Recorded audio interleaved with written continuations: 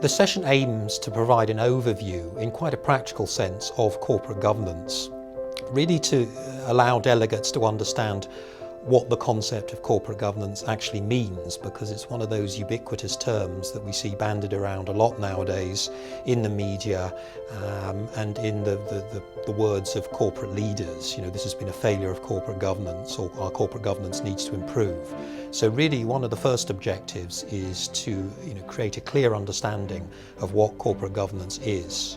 And then really go on to look at some of the key principles of corporate governance that are being applied in firms and companies and organisations around the world at the current time.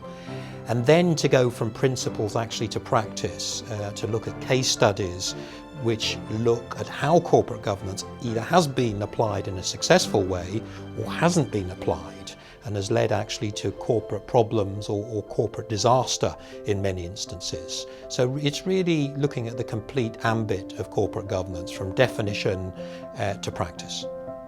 For me, one of the highlights and the really good things about this course is that participants come from a range of functions, a range of different countries, and they have different experiences. And often they will have quite considerable experience in certain aspects of corporate governance. Either they will come from senior management positions, or they will have been working closely with boards of directors, or they will be serving on boards of directors themselves.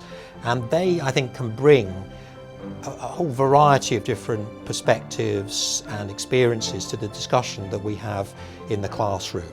And they can really highlight, I think, some of the, not only the key principles of corporate governance, but the most controversial debates which exist in corporate governance through their own personal experiences. And really, I think the international diversity of corporate governance experiences, for me, is also one of the key highlights.